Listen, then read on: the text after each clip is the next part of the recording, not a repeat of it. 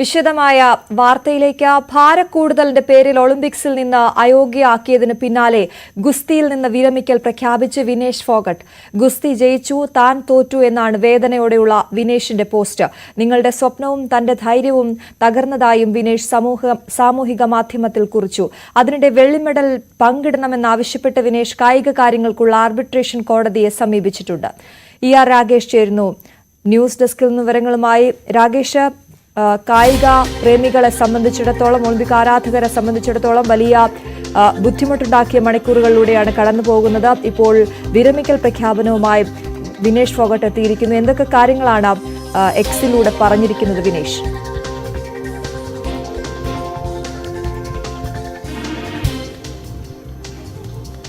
അശ്വതി, ഇന്നലെയാണ് വിനേഷ് ഫോഗട്ടിനെ അയോഗ്യയാക്കുന്നത്. അതായത് വിനേഷ് ഫോഗട്ട് ഫൈനലിലേക്ക് യോഗ്യത നേടിയതിന് തൊട്ടു പിന്നാലെ ഇന്നലെ നടന്ന ഭാരപരിശോധനയാണ് വിനേഷ് ഫോഗട്ടിനും രാജ്യത്തിന് ഒന്നാകെയും തിരിച്ചടിയായത്. അതായത് 50 കിലോഗ്രാം കാറ്റഗറിയിലാണ് വിനേഷ് ഫോഗട്ട് മത്സരിച്ചിരുന്നത്. പക്ഷേ ഇന്നലെ രാവിലെ ഫൈനലിന് മുമ്പായുള്ള ഭാരപരിശോധനയിൽ 100 ഗ്രാം തൂക്കം കൂടിയതിനെ തുടർന്ന് വിനേഷ് ഫോഗട്ട് അയോഗ്യയാക്കുകയായിരുന്നു. ഏതായാലും അതിന് തൊട്ടു പിന്നാലെയാണ് വിനേഷ് ഫോഗട്ട് ഏറെ വേദനയോടുകൂടി തന്റെ വിരമിക്കൽ പ്രഖ്യാപനം ഇപ്പോൾ നടത്തിയിരിക്കുന്നത്. എക്സിലൂടെയാണ് വിനേഷ് ഫോഗട്ട് വിരമിക്കൽ പ്രഖ്യാപനം നടത്തിയിരിക്കുന്നത്. അതായത് ഗുസ്തി തന്നെ തോൽപ്പിച്ചിരിക്കുന്നു, ഗുസ്തി ജയിച്ചിരിക്കുന്നു, താൻ പരാജയപ്പെട്ടിരിക്കുന്നു എന്നാണ് വിനേഷ് ഫോഗട്ട് എക്സിൽ കുറിച്ചിരിക്കുന്നത്. താൻ എല്ലാവരോടും ക്ഷമ ചോദിക്കുന്നു, തനിക്ക് ഇനി അത് താങ്ങാനുള്ള കരുത്തില്ല എന്നുകൂടി വിനേഷ് ഫോഗട്ട് സൂചിപ്പിച്ചിരിക്കുകയാണ്. മാത്രവുമല്ല, നിങ്ങളുടെ സ്വപ്നം, ഒപ്പം തന്നെ എൻ്റെ ധൈര്യം എല്ലാം നഷ്ടപ്പെട്ടിരിക്കുന്നു എന്നാണ്, തകർന്നിരിക്കുന്നു എന്നാണ് വിനേഷ് ഫോഗട്ട് കുറിച്ചിരിക്കുന്നത്. മാത്രവുമല്ല, ഗുഡ് ബൈ റെസ്ലിംഗ് എന്ന് കുറിച്ചുകൊണ്ടാണ് വിനേഷ് ഫോഗട്ട് ഈ ട്വീറ്റ് അവസാനിപ്പിച്ചിരിക്കുന്നത്. അതായത് 2021 മുതൽ 2024 വരെ 23 വർഷക്കാലം താൻ ഏറ്റവും കൂടുതൽ ചെലവഴിച്ച ഗോദയോട് വിട പറയുന്നു എന്നുകൂടി വൈകാരികമായി തന്നെ അത്തരമൊരു പ്രഖ്യാപനം വിനേഷ് ഫോഗട്ട് നടത്തിയിരിക്കുന്നു. അത് വൈകാരികമായൊരു തീരുമാനം, അല്ലെങ്കിൽ വൈകാരികത പുറത്തെടുത്തൊരു തീരുമാനമായി നമുക്കിതിനെ കാണാൻ കഴിയില്ല. കാരണം വിനേഷ് ഫോഗട്ടിനെ സംബന്ധിച്ച് ഇത് 3ാമത്തെ ഒളിമ്പിക്സ് ആണ്. 2016 റിയോ ഒളിമ്പിക്സ്, അതിനുശേഷം കഴിഞ്ഞ ടോക്കിയോ ഒളിമ്പിക്സ്, ഇപ്പോൾ പാരീസ് ഒളിമ്പിക്സ്. ഇപ്പോൾ ഓഗസ്റ്റ് 25-ന് 30 വയസ്സ് തികയാണ് വിനേഷ് ഫോഗട്ടിന്. ഒരു ഗുസ്തി താരത്തെ സംബന്ധിച്ച് ഗുസ്തി താരത്തിന്റെ ഏറ്റവും മികച്ച പീക്ക് ടൈം, അല്ലെങ്കിൽ ഫോമിൽ നിൽക്കുന്ന ഒരു കാലഘട്ടം എന്ന് പറയുന്നത് 18 വയസ്സ് മുതൽ അല്ലെങ്കിൽ 26 വയസ്സ് വരെയാണ്. വിനേഷ് ഫോഗട്ടിനൊപ്പം തന്നെ ഗുസ്തിയിൽ ഉണ്ടായിരുന്ന പല താരങ്ങളും, ഫോഗട്ട് കുടുംബം എടുക്കുകയാണെങ്കിൽ പോലും ഗീത ഫോഗട്ട് അടക്കമുള്ള താരങ്ങൾ തന്നെ 2012 ഒളിമ്പിക്സോടുകൂടി അവർ അവസാനിപ്പിച്ചതാണ്. സാക്ഷി മാലിക്, വിനേഷ് ഫോഗട്ടിന് ഏതാണ്ട് അതിനോട് ചേർന്ന് നിൽക്കുന്ന പ്രായമാണ് സാക്ഷി മാലിക്കിന്. സാക്ഷി മാലിക് ഈ ഒളിമ്പിക്സിൽ ഉണ്ടായിരുന്നില്ല. കഴിഞ്ഞ ഒളിമ്പിക്സിലും ശ്രദ്ധേയമായ പ്രകടനം സാക്ഷിയുടെ ഭാഗത്തുനിന്നുണ്ടായിരുന്നില്ല. അപ്പോൾ 30 വയസ്സ് എന്ന് പറയുന്നത് സാധാരണഗതിയിൽ ഒരു കൂടിയ പ്രായം എന്ന് വേണമെങ്കിൽ നമുക്ക് വിശേഷിപ്പിക്കാം. കാരണം ഇനി അടുത്ത ഒളിമ്പിക്സ് 4 വർഷം കാത്തിരിക്കണം. അപ്പോൾ 34 വയസ്സാകും പ്രായം. അതുകൊണ്ട് തന്നെ ഇതൊരു വൈകാരികക്ക് പുറത്തെടുത്ത തീരുമാനമായി നമുക്കിതിനെ കാണാൻ കഴിയില്ല. ഏതായാലും ഏറെ വേദനയുണ്ട്. പ്രത്യേകിച്ച് ഒരു മെഡൽ ഏതായാലും ഉറപ്പായിരുന്ന ഘട്ടത്തിൽ, വെള്ളി മെഡലെങ്കിലും ഉറപ്പായിരുന്ന ഘട്ടത്തിലാണ് വിനേഷ് ഫോഗട്ടിന് ഈ 100 ഗ്രാമിന്റെ പേരിൽ പുറത്തു പോകേണ്ടി വന്നത് എന്നതാണ് ഏറ്റവും ദുഃഖകരമായ കാര്യം. ഏതായാലും ഇന്ന് വിനേഷ് ഫോഗട്ട് ഇപ്പോൾ ഇതിനോടകം തന്നെ ഒരു അപ്പീൽ നൽകിയിട്ടുണ്ട്.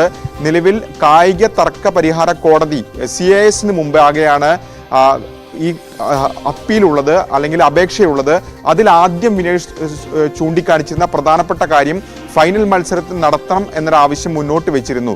പക്ഷെ അതിനുശേഷം ഇന്നലെ ഈ വിനേഷിന്റെ അയോഗ്യത കൽപ്പിച്ചതിന് പിന്നാലെ വിനേഷ് സെമിയിൽ പരാജയപ്പെടുത്തിയ ക്യൂബൻ താരം ഗുസ്മനെ ഫൈനലിലേക്ക് പ്രവേശിപ്പിച്ചിരുന്നു. തുടർന്ന് ഫൈനലിൽ അവർ പരാജയപ്പെടുകയും ചെയ്തു. വിനേഷ് എതിരടി ഇരുന്ന സാറ ആൻ എന്ന് പറയുന്ന US താരം 50 കിലോഗ്രാം കാറ്റഗറിയിൽ സ്വർണ്ണ മെഡൽ നേടി വിജയിക്കുകയും ചെയ്തിരുന്നു. അപ്പോൾ ഫൈനൽ പൂർത്തിയായി ഇതോടെ തന്നെ ജേതാവിനെ നിശ്ചയിക്കപ്പെട്ടിരുന്നു. ഈ ഒരു സാഹചര്യത്തിൽ പുതുക്കിയ അപേക്ഷ വിനേഷ് അവിടെ നൽകിയിട്ടുണ്ട്.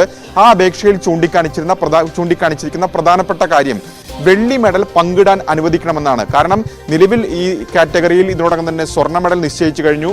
ഫൈനൽ തോറ്റ താരത്തിന് വെള്ളി മെഡൽ നേടിക്കഴിഞ്ഞു. ഒപ്പം തന്നെ വെങ്കല മെഡലും പ്രഖ്യാപിച്ചു കഴിഞ്ഞു. അപ്പോൾ ഈ പ്രഖ്യാപനം പൂർത്തിയായ ഘട്ടത്തിൽ വിനേഷ് ഈ ഹർജിയിൽ ചൂണ്ടിക്കാണിക്കുന്ന കാര്യം വെള്ളി മെഡൽ പങ്കിടാൻ അനുവദിക്കണമെന്നാണ്. അപ്പോൾ ഈ കോടതിയുടെ നിലപാട്, തർക്കപരിഹാര കോടതിയുടെ നിലപാട് എന്തായിരിക്കുമെന്നുള്ളത് നിർണായകമാണ്. ഇന്നലെ ചില നീക്കങ്ങൾ, പ്രത്യേകിച്ച് ഒളിമ്പിക് കമ്മിറ്റി മുമ്പാകെ അപ്പീലൊക്കെ നൽകാനുള്ള തീരുമാനമുണ്ടായിരുന്നു. അത്തരമൊരു നീക്കങ്ങളൊക്കെ നടത്തിയിരുന്നു. പക്ഷേ മാത്രവുമല്ല, യുണൈറ്റഡ് വേൾഡ് റെസ്ലിംഗ് അതായത് UWW എന്ന് പറയുന്ന ഗുസ്തിയുടെ രാജ്യാന്തര ഫെഡറേഷൻ മുമ്പാകെ ഈ ആവശ്യങ്ങളൊക്കെ ഉന്നയിച്ചിരുന്നു. വീണ്ടും അവസരം നൽകണമെന്ന ആവശ്യമൊക്കെ മുന്നോട്ട് വെച്ചെങ്കിൽ പോലും അവരൊരു അനുകൂല നിലപാടല്ല സ്വീകരിച്ചത്. അതിന്റെ അധ്യക്ഷൻ തന്നെ വ്യക്തമാക്കിയ കാര്യം, വിനേഷിനുണ്ടായ ഈ അവസ്ഥയിൽ അതിയായ ദുഃഖമുണ്ട്, പക്ഷേ നിയമമാണെന്ന പ്രതികരണം അദ്ദേഹത്തിന്റെ ഭാഗത്തുനിന്ന് പോലും വന്നിരുന്നു. അപ്പോൾ അവസാനത്തെ ഒരു വഴിയാണ് ഇപ്പോൾ ഉണ്ടായിരിക്കുന്ന ഈ കോടതി മുമ്പാക്കിയുള്ള അപേക്ഷ. അവിടെ അനുകൂല തീരുമാനം ഉണ്ടായാൽ വിനേഷിന് വെള്ളി മെഡൽ ലഭിക്കും. പക്ഷേ അനുകൂല തീരുമാനം ഉണ്ടാകുമെന്ന് നമുക്ക് പറയുക വയ്യ. അതുകൊണ്ട് തന്നെ ആ തീരുമാനത്തിനായി കാത്തിരിക്കാം. ഏതായാലും മുൻ താരങ്ങളടക്കം വിനേഷിന് പിന്തുണയുമായി രംഗത്ത് വന്നിട്ടുണ്ട്. ബജ്രംഗ് പൂനിയ കഴിഞ്ഞ ഒളിമ്പിക്സിലെ വെങ്കല മെഡൽ ജേതാവാണ്, വിനേഷ് ഫോഗോട്ടിന്റെ ബന്ധുവാണ്. ബജ്രംഗ് പൂനിയ വിനേഷ് വിരമിക്കൽ പ്രഖ്യാപിച്ചതിന് തൊട്ട് പിന്നാലെ തന്നെ പിന്തുണയുമായി രംഗത്ത് വന്നിരിക്കുന്നു. അതായത് വിജയിയായി തന്നെയാണ് വിനേഷ് ഫോഗോട്ട് മടങ്ങിയെത്തിയിരിക്കുന്നത്. പരാജയപ്പെട്ടതല്ല വിനേഷ് എന്ന പ്രതികരണമൊക്കെ തന്നെ ബജ്രംഗിന്റെ ഭാഗത്തുനിന്ന് ഉണ്ടാവുകയും ചെയ്തിട്ടുണ്ട്. ഹരിയാന സർക്കാർ ഇപ്പോൾ ഈ ഘട്ടത്തിൽ ഒരു പ്രതികരണമായി, വൈകിയ വേളയിലാണെങ്കിലും പ്രതികരണമായി രംഗത്ത് വന്നിരിക്കുന്നു. വിനേഷിനെ ജേതാവിനെ പോലെ സ്വീകരിക്കും എന്നാണ് ഹരിയാന മുഖ്യമന്ത്രിയുടെ ഭാഗത്തിന്റെ പ്രതികരണം ഈ ഘട്ടത്തിൽ ഉണ്ടായിട്ടുള്ളത്. അതാണ് വിനേഷിന് നൽകാവുന്നതിൽ ഏറ്റവും നല്ല തീരുമാനവുമാണ് ഇപ്പോൾ ഹരിയാനയുടെ ഭാഗത്തു നിന്നുണ്ടായിരിക്കുന്നത്, ആ സ്വീകരണം. രാകേഷ്, ഒരു കാര്യം കൂടി, ഇപ്പോൾ ഇന്നലെ അയോഗ്യത വാർത്ത പുറത്തു വന്നപ്പോൾ മുതൽ വലിയ രീതിയിലുള്ള സോഷ്യൽ മീഡിയയിലടക്കം ഒപ്പം രാഷ്ട്രീയമായി വരെ വലിയ രീതിയിലുള്ള പ്രതികരണങ്ങൾ ഉണ്ടായിരുന്നു. പല സംശയങ്ങൾ പല കോണുകളിൽ നിന്നും ഉയർന്നിരുന്നു. ഇപ്പോൾ വിനേഷ് ഫോഗട്ടിന്റെ ഈ എക്സിലെ കുറിപ്പ് ഇത് പുറത്തു വരുമ്പോൾ നമ്മൾ എങ്ങനെയാണ് ഇതിനെ കാണേണ്ടത്? അത്തരത്തിലുള്ള ചർച്ചകൾക്കൊക്കെ വിരാമം ഇട്ടിരിക്കുകയാണോ ഈ സോഷ്യൽ മീഡിയ കുറിപ്പ്?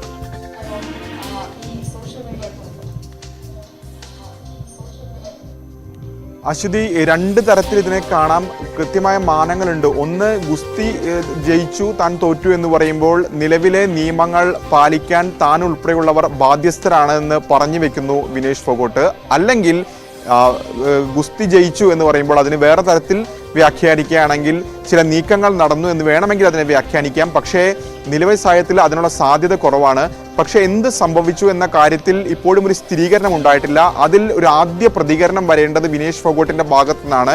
ഇപ്പോൾ ഈ വിരമിക്കൽ പ്രഖ്യാപനം മാത്രമാണ് വിനേഷ് നടത്തിയത്. മറിച്ച് ഇന്നലെ പാരീസിൽ എന്ത് സംഭവിച്ചു തുടങ്ങിയ കാര്യങ്ങൾ, സെമി ഫൈനലിന് ശേഷം എന്ത് സംഭവിച്ചു എന്ന കാര്യത്തിൽ ഒരു പ്രതികരണം വിനേഷ് ഫോഗോട്ടിന്റെ ഭാഗത്തുനിന്ന് ഉണ്ടായിട്ടില്ല. നമുക്കിപ്പോൾ ലഭ്യമായിരിക്കുന്ന പ്രതികരണങ്ങൾ എന്ന് പറയുന്നത് PT ഉഷയുടെ പ്രതികരണമാണ് ഇന്നലെ ഉണ്ടായിട്ടുള്ളത്. അതല്ലാതെ വിനേഷ് ഫോഗോട്ടിന്റെ ഭാഗത്തു നിന്നോ വിനേഷ് ഫോഗോട്ടിന്റെ കോച്ചിന്റെ ഭാഗത്തുനിന്നോ പ്രതികരണം വന്നിട്ടില്ല. പ്രത്യേകിച്ച് ഒളിമ്പിക്സ് പോലെയുള്ളൊരു ലോകവേദിയിൽ, ഒരു പ്രധാനപ്പെട്ട വേദിയിലാണ് ആദ്യ മത്സരത്തിൽ കൃത്യമായ ഭാരം പാലിച്ച താരം പിന്നീട് ഫൈനൽ മത്സരത്തിലേക്ക് കളിക്കുമ്പോൾ 100 ഗ്രാം കൂടി എന്നതിന്റെ പേരിൽ അയോഗ്യയാക്കപ്പെടുന്നത്. അതൊരു ഗൗരവതരമായ വിഷയമാണ്. അപ്പോൾ സ്വാഭാവികമായും ഇതുമായി ബന്ധപ്പെട്ടവർ മറുപടി പറയേണ്ട വിഷയം തന്നെയാണ്. വിനേഷ് ഫോഗോട്ടിന്റെ മാത്രം ഉത്തരവാദിത്തം എന്ന് പറഞ്ഞ് ആർക്കും അതിൽ നിന്ന് ഒഴിഞ്ഞു മാറാൻ സാധിക്കില്ല. കാരണം ഒരു ഒളിമ്പിക് സംഘം എന്ന് പറയുന്നത് താരങ്ങൾ മാത്രം ഉൾപ്പെടുന്നതല്ല, അതിൽ കോച്ച് ഉണ്ടാവും, ഇവരെ സഹായിക്കാനുള്ള മറ്റംഗങ്ങൾ ഉണ്ടാവും. അങ്ങനെ ഒരു വലിയ സംഘമാണ് ഇന്ത്യയിൽ നിന്ന് പോലും തിരിച്ചിട്ടുള്ളത്. എല്ലാ രാജ്യങ്ങളുടെ കാര്യത്തിലും അങ്ങനെയാണ്. അപ്പോൾ വിനേഷ് ഫോഗോട്ടിനൊപ്പം ഉണ്ടായിരുന്ന മറ്റ് ഒഫീഷ്യലുകൾ അടക്കമുള്ളവർ, ഈ സംഘത്തിൽപ്പെട്ടവരെല്ലാം തന്നെ, ഇതിനോട് ചേർന്ന് നിൽക്കുന്നവരെല്ലാം തന്നെ ഇതിന് മറുപടി പറയാൻ ബാധ്യസ്ഥരാണ്. അത്തരമൊരു പ്രതികരണം ഏതായാലും ഈ ഘട്ടത്തിൽ നിലവിൽ വന്നിട്ടുള്ളത് PT ഉഷയുടെ പ്രതികരണം മാത്രമാണ്. അതുകൊണ്ട് തന്നെ വിനേഷ് ഫോഗോട്ട് ഈ വിഷയത്തിൽ തുടർ പ്രതികരണം എന്തായിരിക്കും എന്നുള്ളത് ഏറെ നിർണായകമായ കാര്യമാണ്. ഏതായാലും ഗുസ്തി ഫെഡറേഷനുമായി വലിയ തർക്കങ്ങൾ വിനേഷ് ഫോഗോട്ട് ഉണ്ടായിരുന്നു. പക്ഷേ ഈ ഘട്ടത്തിൽ നമുക്ക് അതൊന്നും ചേർത്ത്, അല്ലെങ്കിൽ സംശയങ്ങളൊക്കെ തന്നെ പല കോണുകളിൽ നിന്ന് വരുന്നുണ്ടെങ്കിൽ പോലും അത് തെളിയിക്കുന്ന അല്ലെങ്കിൽ അതിനെ സാധൂകരിക്കുന്ന വിവരങ്ങളൊന്നും തന്നെ ലഭ്യമായിട്ടില്ല. ഏതായാലും ഗുസ്തി ഫെഡറേഷൻ ഈ വിഷയത്തിൽ പ്രതികരിച്ചിട്ടുള്ളത്, ഒളിമ്പിക്സ് കഴിഞ്ഞു കഴിഞ്ഞാൽ ഈ വിഷയത്തിൽ വിശദമായ അന്വേഷണം നടത്തും, എന്താണ് സംഭവിച്ചതിനെ കുറിച്ചൊരു വിശദമായ അന്വേഷണം നടത്തും എന്ന് ഗുസ്തി ഫെഡറേഷൻ അധ്യക്ഷൻ തന്നെ പ്രഖ്യാപിക്കുകയും ചെയ്തിട്ടുണ്ട്. ഏതായാലും സ്വാഭാവികമായും വിനേഷ് ഫോഗോട്ട് വരും ദിവസങ്ങളിൽ ഇന്ത്യയിലേക്ക് മടങ്ങിയെത്തും. ഒരുപക്ഷെ അതിനുശേഷം ഏതെങ്കിലും തരത്തിലുള്ള പ്രതികരണം വിനേഷിന്റെ ഭാഗത്തുനിന്ന് ഉണ്ടാകുമെന്നാണ് അറിയേണ്ട വിഷയം. ശരി, തീർച്ചയായും ഇനി നമ്മൾ ഉറ്റുനോക്കുന്നത് ആർബിട്രേഷൻ കോടതിയുടെ വിധി ഉത്തരവ് എങ്ങനെയാകും എന്നുള്ളതാണ്. അനുകൂലമാവുകയാണെങ്കിൽ വെള്ളി മെഡൽ പങ്കിടാനാകും എന്നുള്ളത്. ആ വാർത്ത, ആശ്വാസകരമായ വാർത്ത വരട്ടെ എന്ന് നമുക്ക് പ്രതീക്ഷിക്കുകയും ചെയ്യാം. ER രാകേഷാണ് വിശദവിവരങ്ങൾ നൽകിയത്. ഒളിമ്പിക്സ് പുരുഷ വിഭാഗം ജാവലിൻ ത്രോ ഫൈനലിൽ ഇന്ത്യയുടെ സുവർണ പ്രതീക്ഷയായ നീരജ് ചോപ്ര ഇന്നിറങ്ങുന്നു. നിലവിലെ ഒളിമ്പിക് ചാമ്പ്യനായ നീരജ് യോഗ്യതാ റൗണ്ടിൽ ഒന്നാമനായാണ് ഫൈനലിലെത്തിയത്. 89.34 ദൂരമാണ് യോഗ്യതാ റൗണ്ടിൽ നീരജ് കുറിച്ചത്. രാത്രി 11:55 ഫൈനൽ. ഒളിമ്പിക്സ് ഹോക്കിയിൽ ഇന്ത്യയുടെ മെഡൽ നേട്ടത്തിനായി കാത്തിരിക്കുകയാണ് ഗോൾ കീപ്പർ PR ശ്രീജേഷിന്റെ കുടുംബം. മെഡൽ നേട്ടത്തോടെ തന്നെയാകും ശ്രീജേഷിന്റെ വിരമിക്കലെന്ന ആത്മവിശ്വാസമാണ് കുടുംബാംഗങ്ങൾക്ക്.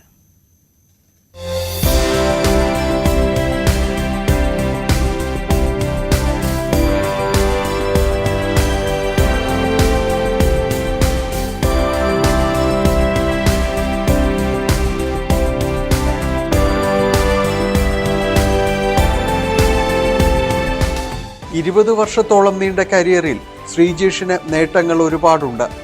കിഴക്കമ്പലത്തെ വീട്ടിൽ ടോക്കിയോ ഒളിമ്പിക്സിലെ വെങ്കല മെഡലും ഏഷ്യൻ ഗെയിംസിലെ സ്വർണ്ണ മെഡലും രാജ്യത്തിൻ്റെ പരമോന്നത കായിക പുരസ്കാരവുമടക്കം ഒട്ടനവധി അംഗീകാരങ്ങൾ ഭദ്രമായിരിക്കുന്നു. എങ്കിലും വിടവാങ്ങൽ മത്സരം മെഡൽ നേട്ടത്തോടെ തന്നെയാകണം. സെമിയിൽ പരാജയപ്പെട്ടെങ്കിലും പ്രതീക്ഷ അസ്തമിച്ചിട്ടില്ല.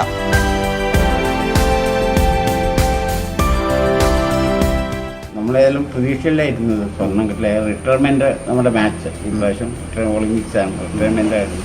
അപ്പോൾ ഒരു സ്വർണ്ണം കൊണ്ട് വന്നിട്ടേ എന്നുള്ള ഞങ്ങളുടെ പ്രാർത്ഥന അവൻ്റെ ആഗ്രഹമായിരുന്നു. പക്ഷേ സാറിൻ്റെ നിർഭാഗ്യവശാൽ നമുക്ക് ഇനി ഉണ്ടല്ലോ, ഉറപ്പായിട്ടും അതിലും ഞങ്ങൾ ദൈവത്തോട് പ്രാർത്ഥിച്ചുകൊണ്ടിരിക്കുകയാണ്. മെഡൽ നേട്ടത്തോടെ ഇവിടെ പറയുമെന്നുള്ള ആ ഒരു ഇതിൽ ഉറപ്പായിട്ടും മെഡൽ നേട്ടത്തോടെ.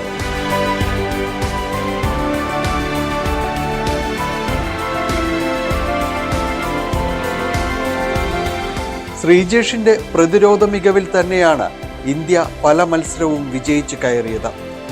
ഹോക്കി ഇന്ത്യ പറയുന്നത് തന്നെ ശ്രീജേഷ് വിരമിക്കാറായിട്ടില്ലെന്നാണ്. എന്നാൽ തീരുമാനത്തിൽ നിന്ന് ശ്രീജേഷ് പിന്മാറാനുള്ള സാധ്യതയില്ലെന്ന് ഭാര്യ അനീഷ പറയുന്നു. തീർച്ചയായിട്ടും തീരുമാനം എടുത്തതിൽ ഒരു മാറ്റമൊന്നും പറഞ്ഞിട്ടില്ല. ഇപ്പോൾ കരിയറിൽ ഒന്ന് വിരമിക്കാനുള്ള സമയമായി എന്ന് സ്വയം തോന്നുകയും അതിനെ തുടർന്ന് ആലോചിച്ചെടുത്തൊരു തീരുമാനമാണ് റിട്ടയർമെന്റ്. പിന്നെ ഒരു വലിയ ടൂർണമെന്റ് കളിച്ചിട്ട് റിട്ടയർ ചെയ്യുക എന്നുള്ളത് എപ്പോഴും പറയുന്ന ഒരു ആഗ്രഹമാണ്. അപ്പം ഇതിനേക്കാളും വലിയൊരു പ്ലാറ്റ്ഫോം നമുക്ക് ഇല്ലല്ലോ. ടീംമേറ്റ്സ് ഒക്കെ എന്ന് പറഞ്ഞാൽ കുറെ ജൂനിയേഴ്സ് ആണ്. എന്ന് വെച്ച് കഴിഞ്ഞാൽ ആ ശ്രീജേഷിന്റെ ഏജിലുള്ള പ്ലേയേഴ്സ് ഒക്കെ വളരെ ആരും തന്നെ ഇല്ല. പിന്നെ ഒരുപാട് ജൂനിയർ പ്ലേയേഴ്സ് ആണ്. എന്നാലും ആളുടെ ഒരു സ്വഭാവം വെച്ച് എല്ലാവരുമായിട്ടും വളരെ അടുപ്പവും വ്യക്തിഗതമായിട്ട് കാത്തു സൂക്ഷിക്കുന്ന ആളാണ്. ഒരു വലിയ സഹോദരന്റെ സ്ഥാനമാണ് ടീമിൽ ആൾക്കുള്ളത്.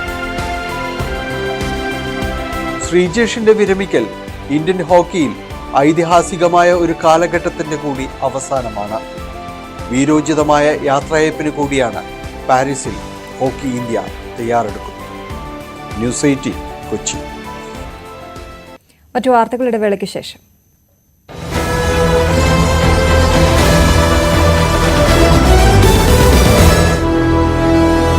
മുപ്പത് വയസ്സ് തികയാൻ ഇനി ദിവസങ്ങൾ മാത്രമാണ് വിനേഷ് ഫോഗട്ടിന് ഉള്ളത്. അതായത് ഓഗസ്റ്റ് 25-ന് 30ാം പിറന്നാളാണ്. സ്വാഭാവികമായും കരിയറിൽ ഒരു പീക്ക് സമയം അവസാനിക്കുന്നു എന്ന തോന്നൽ വിനേഷ് ഫോഗട്ടിന് തന്നെ ഉണ്ട്. കാരണം ഗുസ്തിയിൽ സ്വാഭാവികമായി ഒരു പീക്ക് സമയം എന്ന് പറയുന്നത് 20 മുതൽ ഏതാണ്ട് 27 വയസ്സ് വരെ പ്രായമാണ്. പക്ഷേ വിനേഷ് ഫോഗട്ട് ഏതായാലും അവരുടെ കരിയറിലെ തന്നെ ഏറ്റവും മികച്ച പ്രകടനം പാരീസിൽ പുറത്തെടുക്കുന്നു. പക്ഷേ അത്തരം ഒരു മികച്ച പ്രകടനം പുറത്തെടുത്തിട്ട് പോലും നിർഭാഗ്യം കൊണ്ട് മാത്രം അവർക്ക് ആ ടൂർണമെന്റിൽ നിന്ന് മെഡൽ ഉറപ്പിച്ചു നിൽക്കുക. ഏറ്റവും ചുരുങ്ങിയത് ഒരു വെള്ളി മെഡൽ.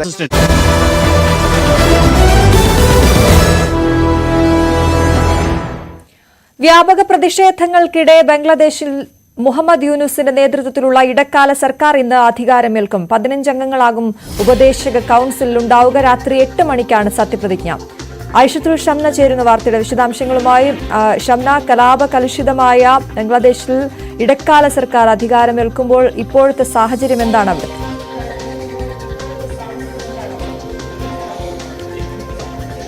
അശ്വതി, ഇന്ന് 2:30 തന്നെ പാരീസിലാണ് യൂനസ് ഉള്ളത്. അത് 2:30 തന്നെ അദ്ദേഹം ബംഗ്ലാദേശിലെത്തും. തുടർന്ന് 8 മണിയോടുകൂടിയായിരിക്കും സത്യപ്രതിജ്ഞ ഉണ്ടാവുക. 15 അംഗ ഉപദേശക സമിതിയിലെ 15 അംഗങ്ങളും ക്യാബിനറ്റ് അംഗങ്ങളും ഇന്ന് സത്യപ്രതിജ്ഞ ചെയ്യും. ഒപ്പം തന്നെ രാജ്യത്തിൻ്റെ ഉടനീളം അല്ലെങ്കിൽ അയൽ സംസ്ഥാന രാജ്യങ്ങളിലേക്ക് കൂടി പ്രതിഷേധം നീളുന്ന ഒരവസ്ഥയാണ് ഇപ്പോൾ ഉള്ളത്. തിങ്കളാഴ്ച ഹസീന രാജ്യം വിട്ടതോടുകൂടിയാണ് രീതിയിലാണ് ഇടക്കാല സർക്കാരിനെ പ്രഖ്യാപിക്കുന്നതും. ആ സമയത്ത് കഴിഞ്ഞ ദിവസങ്ങളിൽ ഇന്നലെ ഒരു പ്രതിഷേധത്തിൽ ഒരു അയവുണ്ടായിരുന്നു. എന്നാൽ വീണ്ടും പ്രതിഷേധം കനക്കുന്നു എന്ന വാർത്തകളാണ് ഇപ്പോൾ പുറത്തു വരുന്നത്. എന്തായാലും ഇന്ന് രാത്രി 8 മണിയോടുകൂടിയായിരിക്കും സത്യപ്രതിജ്ഞ ഉണ്ടാവുക. ക്യാബിനറ്റ് അംഗങ്ങളായ 15 പേരുടെ സത്യപ്രതിജ്ഞ കൂടി ഒപ്പം ഇന്നുണ്ടാവും. ശരി, ഐഷത്തുൽ ഷംനയാണ് വിവരങ്ങൾ നൽകിയത്. പെരിന്തൽമണ്ണ നിയമസഭാ തെരഞ്ഞെടുപ്പ് കേസിൽ ഹൈക്കോടതി ഇന്ന് വിധി പറയും. UDF സ്ഥാനാർത്ഥി നജീബ് കാന്തപുരത്തിന്റെ വിജയം ചോദ്യം ചെയ്തുള്ള LDF സ്ഥാനാർത്ഥി KP മുഹമ്മദ് മുസ്തഫയുടെ ഹർജിയിലാണ് വിധി. മണ്ഡലത്തിലെ 340 പോസ്റ്റൽ വോട്ടുകൾ സാങ്കേതിക കാരണം പറഞ്ഞ എണ്ണിയില്ലെന്നും ഇവയിൽ 300ഓളം വോട്ടുകൾ തനിക്ക് ലഭിക്കേണ്ടതായിരുന്നു എന്നുമാണ് ഹർജിക്കാരന്റെ വാദം. ഡാനി പോളാണ് വിവരങ്ങൾ നൽകുക. ഡാനി, ഏത് രീതിയിലാണ് നമ്മൾ പ്രതീക്ഷിക്കുന്നത്? എന്തൊക്കെയാണ് കോടതിയുടെ പരിഗണനയിലുള്ളത്? കുറെ നാളുകളായി കേസ് സംബന്ധിച്ചുള്ള വാദപ്രതിവാദങ്ങൾ നടക്കുകയാണ്. പ്രത്യേകിച്ച് UDF സ്ഥാനാർത്ഥി നജീബ് കാന്തപുരം ഇതിനെതിരെ തന്നെ ആദ്യഘട്ടത്തിൽ തന്നെ സുപ്രീം കോടതി അടക്കം സമീപിച്ചിരുന്നു. ഇപ്പോൾ നടക്കുന്ന ഈ ഹർജിക്കെതിരെ തന്നെ സമീപിച്ചിരുന്നു എന്നത് ശ്രദ്ധേയമായിരുന്നു. അതിൽ ഇതിൽ പരാമർശിക്കാതെ തന്നെ സുപ്രീം കോടതി ഹർജി തള്ളുകയും ചെയ്തിരുന്നു. കാരണം ഇതിന്റെ നടപടിക്രമങ്ങൾ നടക്കുകയാണ്, അതടക്കമുള്ള കാര്യങ്ങൾ ചൂണ്ടിക്കാണിച്ചുകൊണ്ട് ഹർജി തള്ളുകയും ചെയ്തിരുന്നു. ഇതിനിടയിലാണ് ഹൈക്കോടതിയിൽ ഇപ്പോൾ ഇത് സംബന്ധിയായ വാദപ്രതിവാദങ്ങൾ പൂർത്തിയാവുന്നത്. പ്രധാനമായും തന്നെ പോസ്റ്റൽ വോട്ടുകൾ സംബന്ധിച്ച കാര്യങ്ങളാണ് ഇതിൽ ഉന്നയിക്കപ്പെടുന്നത്. 340 പോസ്റ്റൽ വോട്ടുകൾ സാങ്കേതിക കാരണം പറഞ്ഞ് എണ്ണിയില്ല എന്നാണ് എതിർ സ്ഥാനാർത്ഥിയായിരുന്ന LDF സ്വതന്ത്രനായിരുന്ന KP മുഹമ്മദ് മുസ്തഫ പ്രധാനമായും തന്നെ ചൂണ്ടിക്കാണിക്കുന്നത്. ഇതിൽ 300ഓളം വോട്ടുകൾ തനിക്ക് ലഭിക്കേണ്ടതായിരുന്നു എന്നാണ് അദ്ദേഹത്തിന്റെ ഒരു വാദമുഖമായിട്ട് തന്നെ പറയുന്നത്. നജീബ് കാന്തപുരം ജയിച്ചത് 38 വോട്ടുകൾക്കാണ് നജീബ് കാന്തപുരം ജയിച്ചത് തന്നെ. അതുകൊണ്ട് ഇക്കാര്യത്തിൽ ഹൈക്കോടതിയുടെ അടക്കമുള്ള ഒരു ഇടപെടൽ ഉണ്ടാകണം. കൃത്യമായ രീതിയിലുള്ള നടപടിക്രമങ്ങൾ പൂർത്തിയാക്കണം. പ്രത്യേകിച്ച് ഇതുമായി ബന്ധപ്പെട്ടുകൊണ്ട് നേരത്തെയും വാദങ്ങൾ ഉണ്ടായിരുന്നത്. ഈ തെരഞ്ഞെടുപ്പ് കമ്മീഷൻ അടക്കം ഇതിൽ വ്യക്തത തേടിയിരുന്നു. എന്താണ് ഇവിടെ സംഭവിച്ചതെന്ന് അടക്കമുള്ള കാര്യങ്ങൾ വ്യക്തത തേടിയിരുന്നു. ഇവിടെ കാണാതായ തപാൽ വോട്ടുകൾ അടങ്ങിയ പാക്കറ്റുകൾ കീറിയ നിലയിൽ കണ്ടെത്തിയതായി തെരഞ്ഞെടുപ്പ് കമ്മീഷൻ തന്നെ ഹൈക്കോടതിയിൽ ബോധ്യപ്പെടുത്തിയ ഒരു കാര്യം കൂടി നിലനിൽക്കുന്നുണ്ട്. അത്തരം കാര്യങ്ങളിൽ വലിയ രീതിയിലൊരു വീഴ്ച വന്നു എന്നതടക്കം ഉദ്യോഗസ്ഥർക്ക് വീഴ്ച വന്നതായും തെരഞ്ഞെടുപ്പ് കമ്മീഷൻ ചൂണ്ടിക്കാണിച്ചിരുന്നു. അപ്പോൾ ഇത്തരം കാര്യങ്ങളെല്ലാം തന്നെയും കണക്കിലെടുക്കും. ഇതുമായി ബന്ധപ്പെട്ട് ഉണ്ടായിരുന്ന തെളിവുകൾ അടക്കമുള്ള ഒരു പരിശോധനകൾ പൂർത്തിയാക്കിയിട്ടുണ്ട്. പ്രത്യേകിച്ച് CCTV ദൃശ്യങ്ങൾ അടങ്ങിയ ആ കാര്യങ്ങൾ, തപാൽ വോട്ടുകൾ രേഖപ്പെടുത്തുന്ന അടക്കമുള്ള കാര്യങ്ങൾ, ഇതിലുള്ള മുഴുവൻ വസ്തുതയും പരിശോധിക്കും. നേരത്തെ ഇതൊന്നും ആ പരിശോധനയിലേക്ക് കൊണ്ടുവരരുതെന്നായിരുന്നു നജീബ് കാന്തപുരത്തിന്റെ ഒരു ആവശ്യമുണ്ടായിരുന്നു. പക്ഷേ സുപ്രീം കോടതി അത് തള്ളുകയായിരുന്നു. എന്തായാലും ഈ വസ്തുതകളെല്ലാം തന്നെ പരിശോധിച്ച ശേഷമാണ് ഹൈക്കോടതി സിംഗിൾ ബെഞ്ചിന്റേതാണ് ഈ ഒരു നടപടി ക്രമം ഇന്ന് വിധി പ്രസ്താവം നടക്കുന്നത്. രാവിലെ 10:00 ഇക്കാര്യത്തിലുള്ള വിധി പ്രസ്താവത്തിലേക്ക് ഹൈക്കോടതി കടക്കുമെന്നാണ് നമ്മൾ പ്രതീക്ഷിക്കുന്നത്. ശരി ഡാനി. പാർട്ടി സ്ഥാനാർത്ഥിയെ തോൽപ്പിക്കാൻ ശ്രമിച്ചതിന് CPM തിരുവല്ല ഏരിയ സെക്രട്ടറിക്കെതിരെ നടപടി. Area secretary Francis V. ആന്റണിയെ ചുമതലകളിൽ നിന്ന് നീക്കി. സംസ്ഥാന സെക്രട്ടറി MV ഗോവിന്ദൻ പങ്കെടുത്ത ജില്ലാ കമ്മിറ്റി യോഗത്തിന്റേതാണ് തീരുമാനം. ജില്ലാ കമ്മിറ്റി അംഗം സതീഷ് കുമാറിന് പകരം ചുമതല നൽകി. പഞ്ചായത്ത് തെരഞ്ഞെടുപ്പിൽ പാർട്ടി സ്ഥാനാർത്ഥിയെ തോൽപ്പിക്കാൻ ശ്രമിച്ചു എന്ന പരാതിയിൽ ആണ് നടപടി. Francis V. ആന്റണിയെ ജില്ലാ കമ്മിറ്റിയിൽ നിന്നും ഒഴിവാക്കിയിട്ടുണ്ട്. വയനാട്ടിൽ ഉരുൾപൊട്ടലിൽ തകർന്ന പ്രദേശങ്ങളിൽ മൃതദേഹങ്ങൾക്കായുള്ള തെരച്ചിൽ 10ാം ദിവസവും തുടരുകയാണ്. ഹെലികോപ്റ്റർ ഉപയോഗിച്ചുള്ള തെരച്ചിലാണ് ഇന്ന് നടത്തുക. കഴിഞ്ഞ ദിവസം ചാലിയാറിൽ നിന്ന് ഒരു മൃതദേഹവും 3 ശരീരഭാഗങ്ങളും കണ്ടെത്തിയിരുന്നു. വയനാട്ടിൽ നിന്നും ഒരു ശരീരഭാഗം കണ്ടെടുത്തു. വിവരങ്ങളുമായി MG മിഥുൻ ചേരുന്നു. മിഥുൻ, ഇപ്പോൾ വയനാട്ടിലെ ഉരുൾപൊട്ടൽ സംബന്ധിച്ച് 2 വശങ്ങളാണ് ഇപ്പോൾ നമ്മൾ ഏറ്റവും ശ്രദ്ധ കൊടുക്കുന്നത്. ഒന്ന്, അതിജീവനം. ഇതിൽ നിന്ന് ഉരുൾപൊട്ടലിൽ നിന്നും രക്ഷപ്പെട്ട ആളുകൾക്ക് ഇനിയുള്ള അവരുടെ മുന്നോട്ടുള്ള ജീവിതം. മറ്റൊന്ന്, ഇനിയും ആരെയെങ്കിലും കണ്ടെത്താനുണ്ടെങ്കിൽ, നിരവധി ആളുകളെ ഇനിയും കണ്ടെത്താനുണ്ട്, അവരെ കൂടി കണ്ടെത്തുക എന്ന ലക്ഷ്യം കൂടി അവിടെ രക്ഷാപ്രവർത്തകർക്കുണ്ട്. എങ്ങനെ പുരോഗമിക്കുന്നു ഈ 2 ഭാഗങ്ങൾ?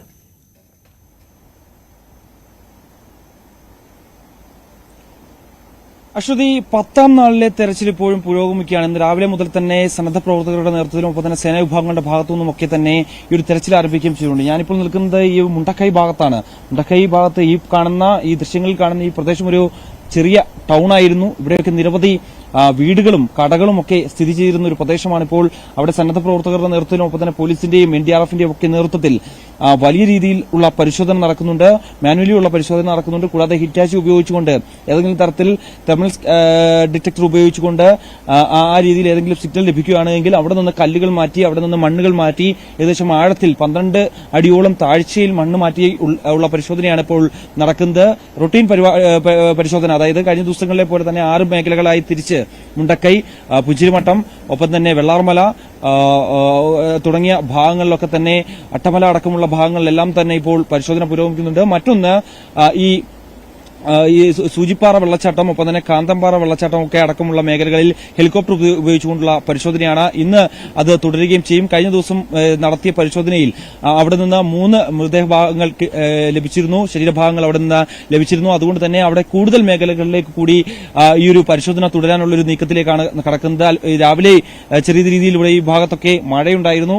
അതുകൊണ്ട് തന്നെ ഈ ഹെലികോപ്റ്ററിന് പ്രതികൂല കാലാവസ്ഥ മൂലം അവിടേക്ക് പോകാൻ സാധിക്കാത്തൊരു പശ്ചാത്തലമുണ്ടായിരുന്നു. എന്തായാലും ഇപ്പോൾ അവർ ആ ഭാഗങ്ങളിലേക്ക്, വളരെ ദുർഘടമായിട്ടുള്ള ഭാഗങ്ങളിലേക്ക് എയർലിഫ്റ്റ് ചെയ്തുകൊണ്ട് റോപ്പ് ഉപയോഗിച്ച് സന്നദ്ധ പ്രവർത്തകരും ഒപ്പം തന്നെ അതിൽ പ്രധാനമായും വിദഗ്ധ പരിശീലനം നേടിയിട്ടുള്ള ആളുകളാണ് അതിലുള്ളത്. 6 സേനാ വിഭാഗങ്ങളിൽപ്പെട്ട അംഗങ്ങൾ, ഒപ്പം തന്നെ ഫയർ ആൻഡ് റെസ്ക്യൂ ടീമുണ്ട്, ഫോറസ്റ്റിന്റെ ടീമുണ്ട്. അങ്ങനെയുള്ള 2 സംഘങ്ങളായി തിരിഞ്ഞുകൊണ്ടുള്ള പരിശോധനയാണ് ഇന്ന് പുരോഗമിക്കുകയും ചെയ്യുന്നത്. എന്തായാലും ഇന്നും കൂടുതൽ ഭാഗങ്ങളിൽ നിന്ന് മൃതദേഹ ഭാഗങ്ങൾ ലഭിക്കുമെന്നാണ് കരുതുന്നത്. ഒപ്പം തന്നെ സർക്കാരിന്റെ കണക്കുകൾ പ്രകാരം കഴിഞ്ഞ ദിവസം 152 പേരായിരുന്നുവെങ്കിൽ ഇന്നത് 138 ചുരുങ്ങിയിട്ടുണ്ട്. 14 പേരെ കൂടി അതിൽ നിന്ന് തിരിച്ചറിയാനായിട്ടുണ്ട് എന്നാണ് കഴിഞ്ഞ ദിവസം മന്ത്രി കെ രാജൻ വ്യക്തമാക്കുകയും ചെയ്തിരിക്കുന്നത്. എന്തായാലും 138 എന്നുള്ള സർക്കാർ കണക്കാണ് പറയുന്നത്.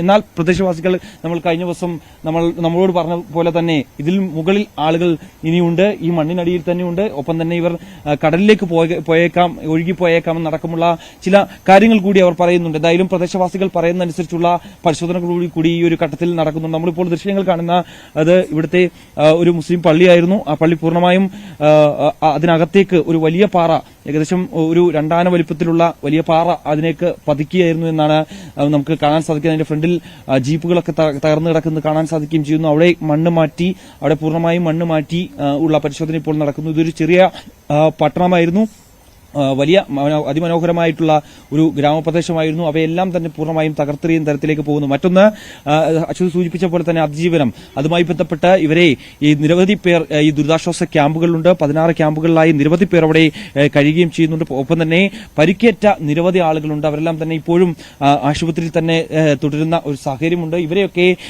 പുനരധിവസിപ്പിക്കുന്നതിന് വേണ്ടിയുള്ള എല്ലാ ശ്രമങ്ങളും സർക്കാരിന്റെ ഭാഗത്തുനിന്നുമുണ്ട്.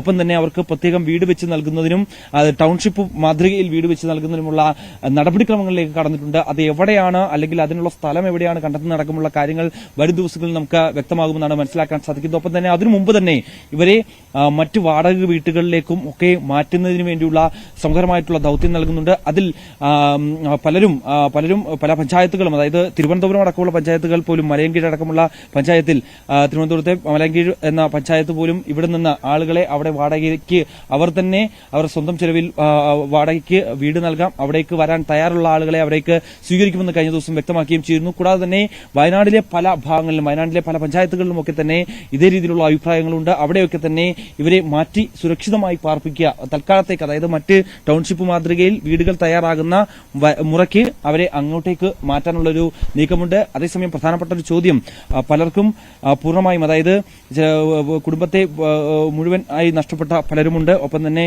ഒരാൾ മാത്രമായി ഒറ്റപ്പെട്ടു പോകുന്ന ഒരു സ്ഥിതിവിശേഷമുണ്ട്. അവരെയൊക്കെ എങ്ങനെയാണ് അധിവസിപ്പിക്കുന്നത് അടക്കമുള്ള ഒരു കാര്യം പ്രധാനമായും ഒരു ചോദ്യചിഹ്നമായി നിൽക്കുന്നുണ്ടായിരുന്നു. അതിനൊക്കെ അവരെയൊക്കെ, അതായത് മറ്റുള്ള കുടുംബത്തിൽ ഒപ്പം താമസിക്കാൻ തയ്യാറാണ് എങ്കിൽ, അവരെ അങ്ങനെ താമസിപ്പിക്കാനുള്ള ഒരു ശ്രമം കൂടി സർക്കാരിന്റെ ഭാഗത്തുനിന്ന് നടക്കുകയും ചെയ്യുന്നു. ഒപ്പം തന്നെ റേഷൻ കാർഡ് വിതരണം അത് ഇന്നോടുകൂടി പൂർത്തിയാക്കുമെന്നാണ് മന്ത്രി കെ രാജൻ വ്യക്തമാക്കിയിട്ടുള്ളത്. മന്ത്രിതല ഉപസമിതിയുടെ നേതൃത്വത്തിൽ ഇന്ന് വൈകിട്ട് ഈ ചർച്ചകൾ നടക്കും. വൈകിട്ട് ഈ സേനാ മേധാവികളുടെ ചർച്ചയുണ്ട്. ഒപ്പം തന്നെ ഇനി അങ്ങോട്ട്, കാരണം ഇന്ന് 10 ദിവസമാകുന്നു, 10 ദിവസം ആയിട്ട് ഉള്ള മണ്ണിനടിയിൽ ഇത്തരത്തിൽ മൃതദേഹങ്ങൾ അല്ലെങ്കിൽ മൃതദേഹ ഭാഗങ്ങളൊക്കെ ഉണ്ട്. അത് വെള്ളത്തിലാണ് എങ്കിൽ ഇത്തരത്തിൽ ഫയർ ആൻഡ് റെസ്ക്യൂ ടീമിന്റെയൊക്കെ ഒരു അഭിപ്രായ പ്രകാരം അവർ പറയുന്നത്, ഇത്തരത്തിൽ വെള്ളത്തിലാണ് ഈ മൃതദേഹം ഉണ്ട് എങ്കിൽ അത് അടർന്നു പോകാനുള്ള സാഹചര്യമുണ്ട്, അഴുകിപ്പോകാനുള്ള സാഹചര്യമുണ്ട്. അതുകൊണ്ട് തന്നെ അത്തരത്തിൽ കൂടുതൽ പേരെ കണ്ടെത്താനാകാത്ത ഒരു സ്ഥിതിവിശേഷത്തിലേക്ക് പോവുകയും ചെയ്യും. വളരെ ദുഷ്കരമായിട്ടുള്ള, വളരെ വെല്ലുവിളി നിറഞ്ഞ മണിക്കൂറുകളാണ് വരും ദിവസങ്ങളും അതേ രീതിയിൽ തന്നെയാണ് കാര്യങ്ങൾ പോവുകയും ചെയ്യുന്നത്. എന്തായാലും ഊർജിതമായിട്ടുള്ള ശ്രമങ്ങൾ നടക്കുകയും ചെയ്യുന്നുണ്ട്. എന്തായാലും ഇന്നത്തെ പരിശോധന ഇപ്പോൾ പുരോഗമിക്കുകയാണ്. അതാണ് മിഥുൻ. മറ്റൊരു കാര്യം, നമ്മൾ ഈ ദുരന്തമുണ്ടായ ഇതിന്റെ വ്യാപ്തി പുറം ലോകം അറിഞ്ഞപ്പോൾ മുതൽ ദേശീയ ദുരന്തമായി പ്രഖ്യാപിക്കണമെന്ന ആവശ്യം പല കോണുകളിൽ നിന്ന് ഉയരുന്നുണ്ട്. പ്രധാനമന്ത്രി അവിടേക്ക് എത്തുന്ന സാഹചര്യം, ശനിയാഴ്ച അദ്ദേഹം അങ്ങോട്ടേക്ക് എത്തുമ്പോൾ ആ പ്രഖ്യാപനം ഉണ്ടാകുമോ? വയനാടിന് കേന്ദ്രത്തിൽ നിന്ന് എന്ത് ലഭിക്കുമെന്നുള്ള വലിയൊരു ചോദ്യം അത് ബാക്കിയാകുന്നു. എത്രത്തോളം സുരക്ഷ അവിടെ ഏർപ്പെടുത്തേണ്ടതുണ്ട്? മറ്റ് വിശദാംശങ്ങൾ നമുക്കിപ്പോൾ ലഭ്യമാകുന്ന വിവരങ്ങൾ എന്തൊക്കെയാണ്?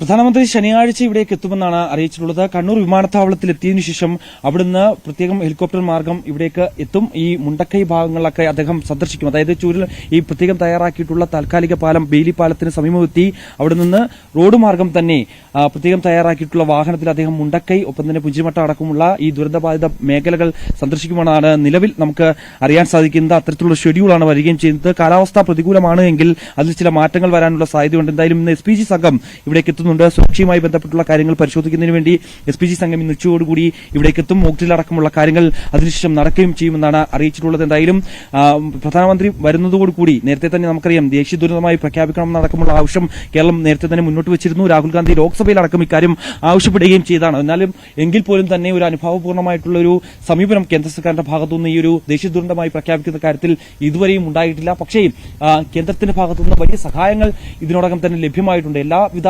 സംവിധാനങ്ങളും കേന്ദ്ര സേനയാകട്ടെ എല്ലാം തന്നെ കൃത്യസമയത്ത് എത്തിച്ചതിന് നേരത്തെ തന്നെ കേരള സർക്കാർ കേന്ദ്രത്തോട് നന്ദി പറയുന്നതൊക്കെ നമ്മൾ കാണുകയും ചെയ്തു. പ്രതിപക്ഷം ഉൾപ്പെടെയുള്ളവർ അതേ രീതിയിൽ തന്നെ കേന്ദ്രത്തിന്റെ സഹായത്തെ നന്ദി പറയുന്നത് നമ്മൾ കാണുകയും ചെയ്തതാണ്. എന്തായാലും ഈ ഒരു T3 കാറ്റഗറിയിൽ പെടുത്തിക്കൊണ്ട് ദേശീയ ദുരന്തമായി പ്രഖ്യാപിച്ചാൽ മാത്രമേ ഈ ദുരന്തത്തെ മറികടക്കാൻ കേരളത്തെ സംബന്ധിച്ച് കൂടുതൽ തുക ദേശീയ തലത്തിൽ നിന്ന് ലഭ്യമാവുകയും ചെയ്യും. 75% തുക ഈ കേന്ദ്ര സർക്കാരിൽ നിന്ന് ലഭ്യമാവുകയും ചെയ്യും. അതുകൊണ്ട് തന്നെ നേരിട്ട് പ്രധാനമന്ത്രി ഇവിടെ വന്ന് ഈ ദുരന്തബാധിത മേഖല കണ്ട് ഇതിന്റെ ഒരു വ്യാപ്തി അത് മനസ്സിലാക്കി കഴിയുമ്പോൾ ഒരുപക്ഷേ ഈ ഒരു പ്രഖ്യാപനം ഉണ്ടാകുമെന്ന് തന്നെയാണ് അത്തരത്തിലുള്ള ഒരു പ്രതീക്ഷ കൂടി എല്ലാവരും പങ്കുവയ്ക്കുകയും ചെയ്യുന്നുണ്ട്. ആ രീതിയിൽ തന്നെയാണ് പ്രധാനമന്ത്രിയുടെ കടന്നുവരവിനെ കേരളം പ്രധാനമായും കാണുകയും ചെയ്യുന്നത്. വലിയ ദുരന്തമാണ് ഉണ്ടാകുന്നത്. അതായത് അവർ ദൃശ്യങ്ങളിൽ കാണുന്ന മാത്രമല്ല, ഇത് നേരിൽ കാണുമ്പോൾ അതിന്റെ ഒരു വലിയ വ്യാപ്തി, ഈ എത്രത്തോളം വലിയ ദുരന്തമാണ് ഇവിടെ ഉണ്ടായിരിക്കുന്നത്. 2 പട്ടണത്തെ മുഴുവൻ തുറച്ചു നീക്കിയ ഒരു ദുരന്തം, അതിന്റെ വ്യാപ്തി അവർക്ക് മനസ്സിലാവുകയും ചെയ്യും. പ്രധാനമന്ത്രിക്ക് നേരിട്ട് മനസ്സിലാക്കുകയും ചെയ്യാൻ സാധിക്കുമെന്നുള്ളൊരു വിലയിരുത്തലുണ്ട്. എന്തായാലും ആ രീതിയിലേക്കൊരു പ്രഖ്യാപനത്തിലേക്ക് പോകുമ്പോൾ തന്നെ നമുക്ക് പ്രതീക്ഷിക്കുകയും ചെയ്യാം. എന്തായാലും ഇപ്പോൾ ദൃശ്യം കാണുന്നത് ആ പള്ളിയാണ്. ഒപ്പം തന്നെ ഇവിടെ നിരവധി കടകളുണ്ടായിരുന്നു. ഒപ്പം തന്നെ ഈ മേഖലകളിലൊക്കെ തന്നെ ഇപ്പോഴും തെരച്ചിൽ വ്യാപകമായി നടക്കുകയും ചെയ്യുന്നുണ്ട്. കൂടാതെ മറ്റൊരു പ്രധാനപ്പെട്ട കാര്യം, ഈ ദുരിതാശ്വാസ ക്യാമ്പുകളിൽ കഴിയുന്നവർക്ക് കൌൺസിലിംഗ് നൽകുന്ന അടക്കമുള്ള നടപടികൾ സ്വീകരിച്ചു വരുന്നുണ്ട്. കഴിഞ്ഞ ദിവസങ്ങളിലൊക്കെയായി നിരവധി പേർക്ക് കൌൺസിലിംഗ് നൽകുന്നുണ്ട്. പക്ഷേ പലരും, കാരണം ഈ ക്യാമ്പുകളിൽ TV അടക്കമുള്ള സംവിധാനങ്ങൾ വേണമെന്നുള്ള ആവശ്യം അവർ നേരത്തെ തന്നെ മുന്നോട്ട് വെച്ചിരുന്നു. പക്ഷേ അതിൽ സർക്കാർ തയ്യാറാകുന്നില്ല. കാരണം ഈ കൊച്ചുകുട്ടികളുടെ ഉൾപ്പെടെയുള്ള പടങ്ങളും ഒപ്പം തന്നെ ഈ കുടുംബാംഗങ്ങളുടെ ഒക്കെ ചിത്രങ്ങളും ഒക്കെ നമ്മളുടെ ചാനൽ വഴി ഈ കാണുന്നതാണ്. അത് പലർക്കും വലിയ രീതിയിൽ വീണ്ടും ഇതിന്റെ രീതിയിലേക്ക് അല്ലെങ്കിൽ അവരുടെ ഒരു മരവിച്ചിരിക്കുന്ന മനസ്സാണ്. അതുകൊണ്ട് തന്നെ എന്തും തന്നെ ചെയ്യാൻ പറ്റുന്ന ഒരു രീതിയിലേക്ക് കാര്യങ്ങൾ പോകും. ഒരു അമ്മ ഇത്തരത്തിൽ കഴിഞ്ഞ ദിവസം മന്ത്രിമാർ പറഞ്ഞതുപോലെ തന്നെ ഒരു അമ്മ ഈ ഒരു കാര്യങ്ങൾ കേട്ട് വീണ്ടും മുകളിൽ നിന്ന് താഴേക്ക് ചാടി ആത്മഹത്യ ചെയ്യാനുള്ള ഒരു ശ്രമത്തിലേക്കൊക്കെ പോവുകയും ചെയ്തു. അതുകൊണ്ട് തന്നെ അവരെയൊക്കെ അതിൽ നിന്ന് ഈ ഒരു യാഥാർത്ഥ്യം മനസ്സിലാക്കിക്കൊണ്ട് ഈ ഒരു ദുരന്തത്തിന്റെ കാര്യങ്ങളൊക്കെ പറഞ്ഞു മനസ്സിലാക്കി ഒപ്പം തന്നെ അവരെ തിരികെ അവർ നേരത്തെ എങ്ങനെയായിരുന്നു ആ ഒരു സ്ഥിതിയിലേക്ക് കൊണ്ടുവരുന്നതിന് വേണ്ടിയുള്ള ഒരു ശ്രമം ഊർജിതമായി ഇപ്പോൾ നടക്കുന്നുണ്ട്. അതിനുവേണ്ടി വിദഗ്ധരെയൊക്കെ തന്നെ ഇവിടേക്ക് എത്തിക്കാനുള്ളൊരു നീക്കമുണ്ട്. കാരണം കൂടുതൽ കൌൺസിലിംഗ് നടക്കേണ്ടതായിട്ടുണ്ട്. കൊച്ചുകുട്ടികൾ ഉൾപ്പെടെയുള്ളവർ ഇപ്പോഴും ഈ ഒരു നൊമ്പരത്തിൽ നിന്ന് അവർക്ക് പുറത്തു വരാൻ സാധിച്ചിട്ടില്ല. അവർ ഇപ്പോഴും ഈ ഒരു ക്യാമ്പുകളിൽ വളരെ വേദനയോട് കൂടി കഴിയുന്ന കാഴ്ചയാണ് നമുക്ക് കാണാൻ സാധിക്കുന്നത്. ഒപ്പം തന്നെ കഴിഞ്ഞ ദിവസങ്ങളിൽ പല ക്യാമ്പുകളിലും ഒക്കെ തന്നെ അവർ തിരികെ ഈ ഒരു ജീവിതത്തിലേക്ക് മടങ്ങി വരുന്ന കാഴ്ച കൂടി നമുക്ക് കാണാൻ സാധിക്കുന്നുണ്ടായിരുന്നു. എന്തായാലും നമുക്ക് പ്രതീക്ഷയോടെ തന്നെ കാത്തിരിക്കാം. എല്ലാവരും പഴയ രീതിയിലേക്ക് തന്നെ അത് അതിജീവിക്കും എന്നുള്ള കാര്യത്തിൽ സംശയമില്ല. അതിനുവേണ്ടിയുള്ള എല്ലാ ശ്രമങ്ങളും സർക്കാർ സംവിധാനങ്ങളുടെ ഭാഗത്തുനിന്ന് ഉണ്ടാകുന്നുണ്ട്. മനുഷ്യസാധ്യമായിട്ടുള്ള എല്ലാ കാര്യങ്ങളും ഈ ഒരു മേഖല കേന്ദ്രീകരിച്ച് ചെയ്യുകയും ചെയ്യുന്നുണ്ട്. എന്തായാലും ശനിയാഴ്ച രാവിലെയോടുകൂടിയാണ് പ്രധാനമന്ത്രി എത്തുമെന്നാണ് അറിയിച്ചിരിക്കുന്നത്. അതിനുവേണ്ടിയുള്ള സുരക്ഷാ ക്രമീകരണവുമായി ബന്ധപ്പെട്ടും SPG സംഘം ഇന്ന് ഉച്ചയോടുകൂടി ഇവിടേക്ക് എത്തും. ശരി, MG മിഥുനാണ് വിവരങ്ങൾ നൽകിയത്. വെള്ളാർമലയിൽ ഉരുൾപൊട്ടിയ വിവരം പുറം ലോകത്തെ അറിയിച്ച നീതു ജോജോയുടെ തകർന്നടിഞ്ഞ വീടിന്റെ കാഴ്ചകൾ ആരുടെയും കരളലിയിക്കും.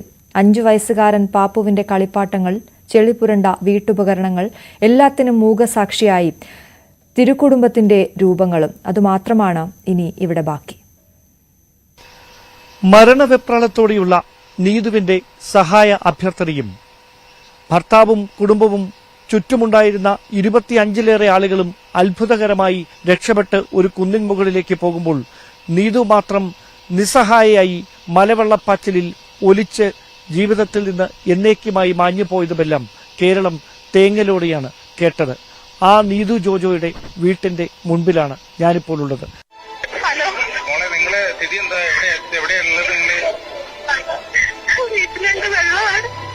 എല്ലാരും കുറെ പേരൊക്കെ ഇവിടെ എത്തിച്ചു.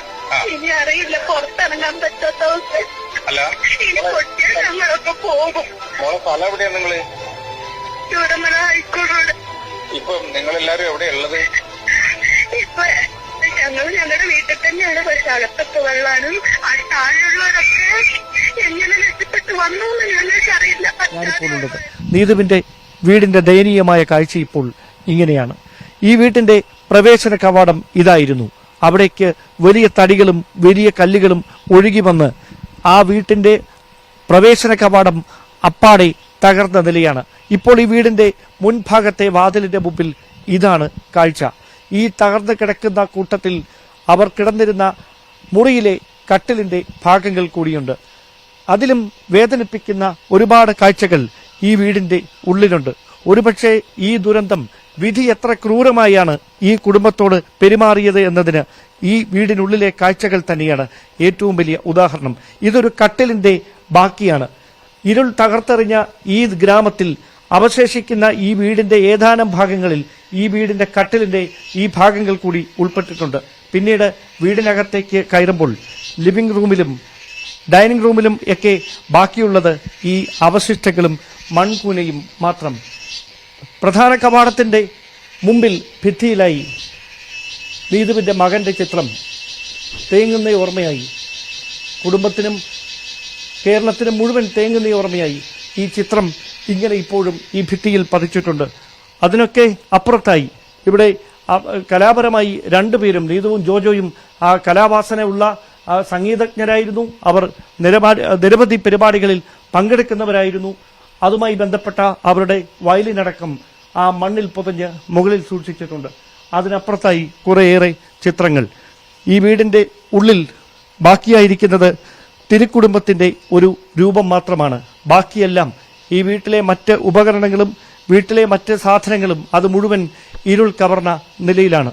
സ്വാഭാവികമായി ഉരുളെടുത്ത ഈ വീടിന്റെ ഗതി അത് തന്നെയാണ് ഈ നാട്ടിലെ നിരവധി വീടുകളിൽ പൂർണ്ണമായി തകർത്തെറിയുന്ന തരത്തിലേക്ക് വരെ ഈ ദുരന്തം കൊണ്ടുചെന്ന് എത്തിച്ചത്.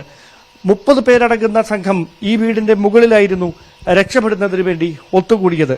ആദ്യഘട്ടത്തിൽ ഉരുൾപൊട്ടൽ ഉണ്ടായി എന്ന വാർത്ത കേട്ട് ആ 30 പേരും അയൽപക്കങ്ങളിൽ നിന്നടക്കം ഈ വീട്ടിന്റെ സമീപത്തേക്കാണ് ഓടിയെത്തിയത്. അവർ അങ്ങനെ ഓടിയെത്തി ഈ വീടിന്റെ ഭാഗത്ത് രക്ഷപ്പെട്ടുവെന്ന് കരുതി നിൽക്കുമ്പോഴാണ് പുലർച്ചെ 2:30 വീണ്ടും ഉരുൾപൊട്ടലുണ്ടാകുന്നത്. അപ്പോൾ ഈ വീടിന്റെ പാതി ഭാഗം വെള്ളത്തിൽ മുങ്ങുന്ന സ്ഥിതിയായി. പിന്നീട് പുലർച്ചെ 4 മണിക്ക് ഒരു തവണ കൂടി ഉരുൾപൊട്ടൽ മുണ്ടക്കൈ ചൂരൽമല മേഖലയിൽ ഉണ്ടാകുന്നതോടെ ഈ ആളുകളെ മുഴുവൻ ആശങ്കയുടെ മുൾമുനയിലാഴ്ത്തി ഈ ഒരു പ്രദേശം മുഴുവൻ ഒലിച്ചു പോവുകയായിരുന്നു.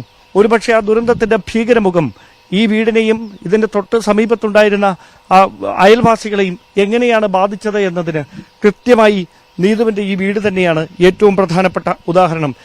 ഇവിടമായിരുന്നു നീതു എന്നും ഭക്ഷണം പാകം ചെയ്യുന്നതിന് വേണ്ടി കടന്നു വന്നിരുന്ന ഈ വീടിന്റെ അടുക്കള. ആ അടുക്കളയിലെ മറ്റ് വസ്തുക്കളുടെയും ദയനീയമായ കാഴ്ച ഇപ്പോൾ ഇങ്ങനെയാണ്. ഇനി ഇവയൊന്നും കഴുകി വൃത്തിയാക്കാൻ ഇവിടെ നീതു എത്തില്ല.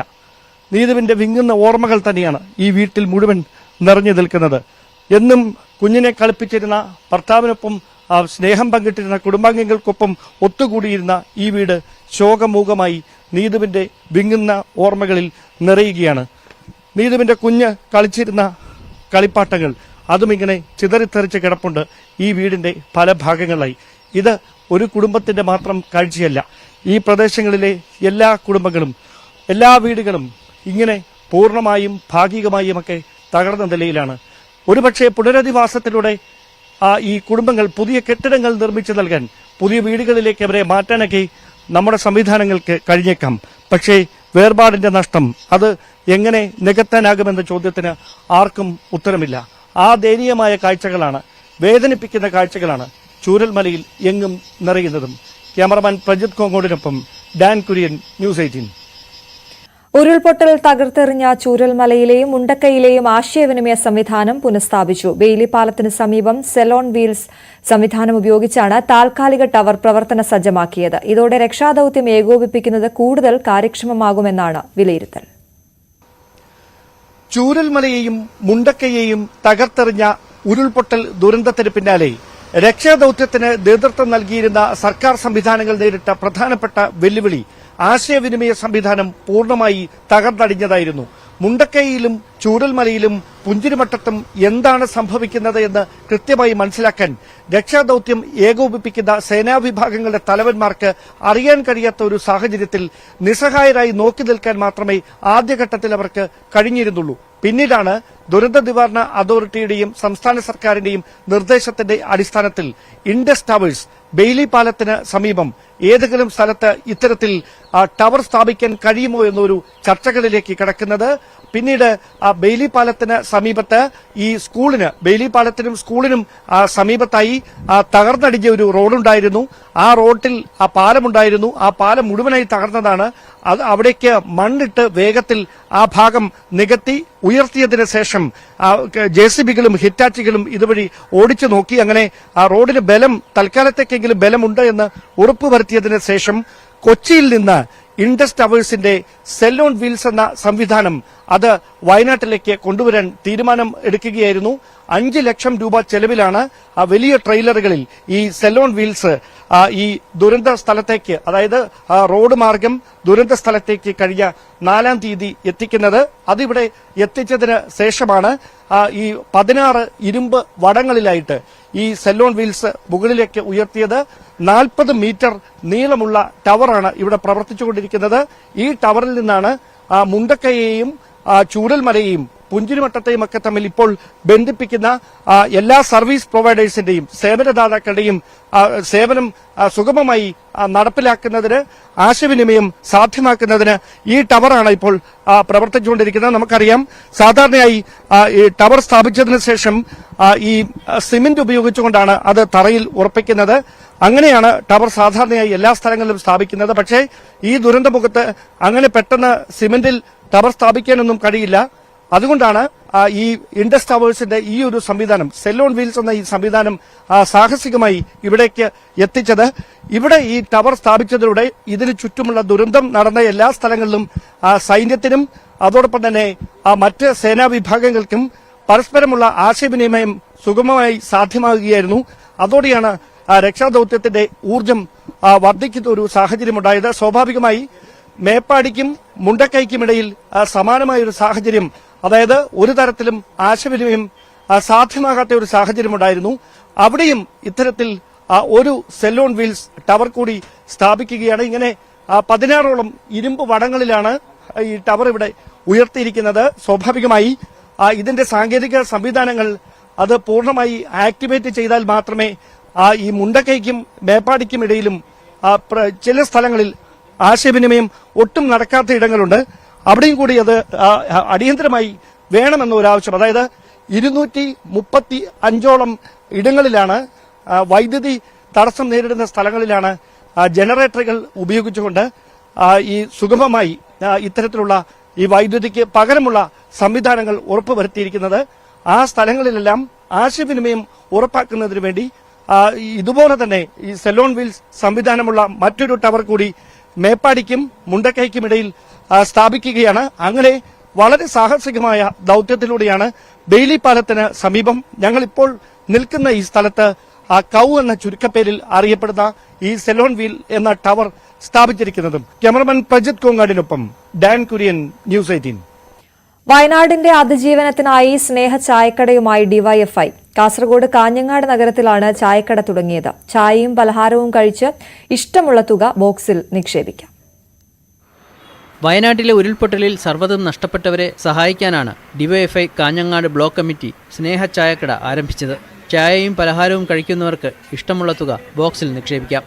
വയനാട്ടിൽ സർവ്വതും നഷ്ടപ്പെട്ട ജനങ്ങളെ സഹായിക്കുന്നതിനായി ഡിവൈഎഫ്ഐയുടെ നേതൃത്വത്തിൽ നമ്മുടെ സംസ്ഥാനത്താകെ റീബിൽഡ് വയനാട് എന്ന ക്യാമ്പയിൻ ഏറ്റെടുത്തുകൊണ്ട് നേരിട്ടുള്ള പണപ്പിരിവിലൂടെ അല്ലാതെ വൈവിധ്യപൂർണമായ പ്രവർത്തനത്തിലൂടെ പണം കണ്ടെത്തുകയാണ്. ആ പ്രവർത്തനത്തിന്റെ ഭാഗമായാണ് ഇവിടെ കാഞ്ഞങ്ങാട് ബ്ലോക്ക് കമ്മിറ്റിയുടെ നേതൃത്വത്തിൽ കാഞ്ഞങ്ങാട് നഗരത്തിൽ ചായക്കട, അതിജീവനത്തിന്റെ ചായക്കട തുറന്നു പ്രവർത്തിക്കുന്നത്.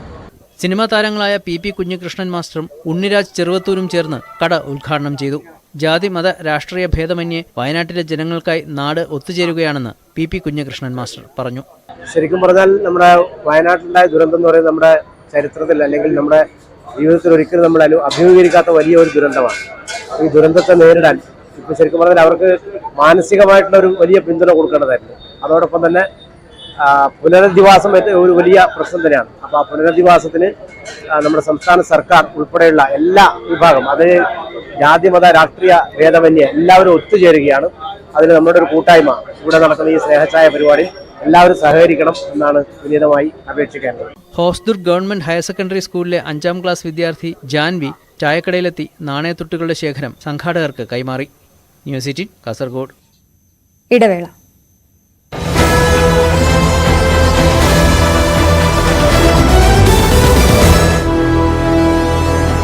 അവർക്ക് 100 ഗ്രാം ഭാരം കൂടി എന്നതിൻ്റെ പേരിൽ അവർക്ക് പുറത്തു പോകേണ്ടി വരുന്നു. അപ്പോൾ സ്വാഭാവികമായും അത് ആലോചിച്ചെടുത്ത തീരുമാനമാകാനുള്ള സാധ്യതയാണ് കൂടുതൽ, അത് വൈകാരികമാകാനുള്ള സാധ്യത ഇല്ല.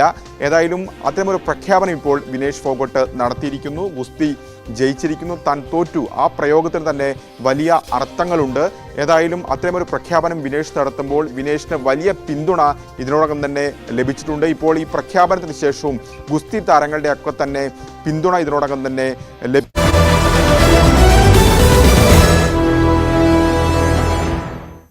കവളപ്പാറയുടെ ബാക്കി.